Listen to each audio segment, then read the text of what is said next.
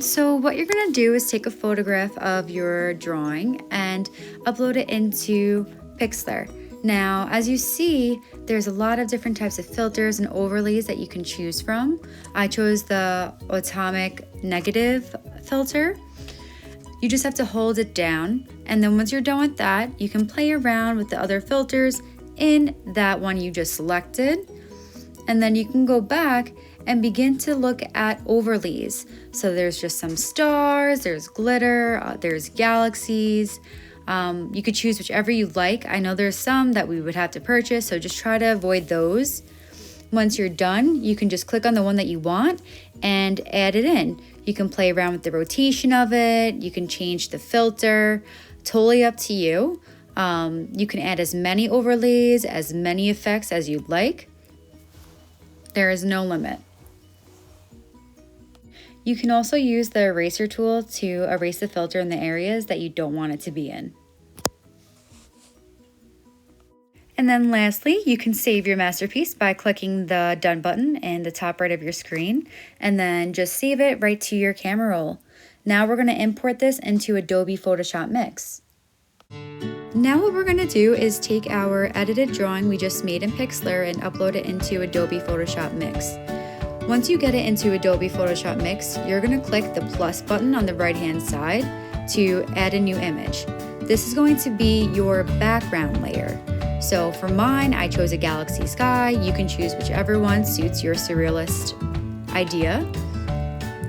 Then you can drag it, you can make the image bigger and smaller to fit the area that you want it to be in. Once you've scaled it, you can then click the blend icon in the bottom and play around with how dark you'd like the image to be, how light or how transparent. And you can do that by selecting the opacity on the right hand side. Now what you can do is click on the cutout icon in the bottom and select that paintbrush tool. What this allows you to do is erase parts of the image that you don't want in certain areas, or say if you erase too much by mistake, you just click the plus brush to add that back.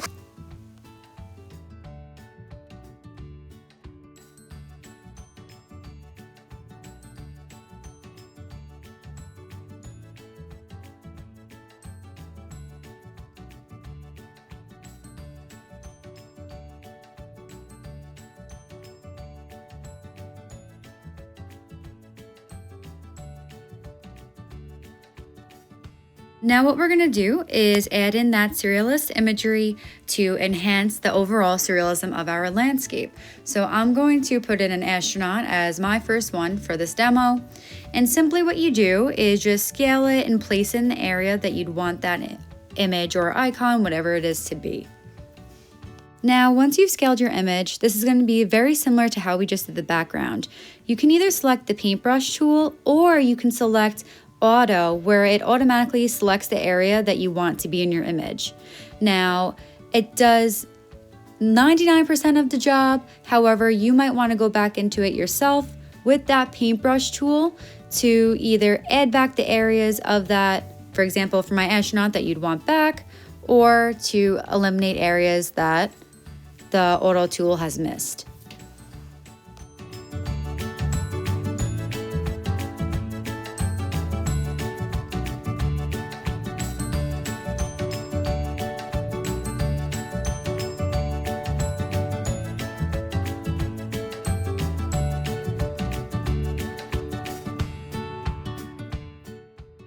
Now, just like you saw before, I'm going to continue to add surrealist imagery to my work. Here I'm adding a flying saucer, and what I'm actually going to do is select looks at the bottom to play around the filter of it to make it lighter or darker, and then I'm going to click cutout and select auto to get the area of that image that I want. Now I might need to go back to add some parts of that image again by clicking the basic tool, which is our paintbrush tool.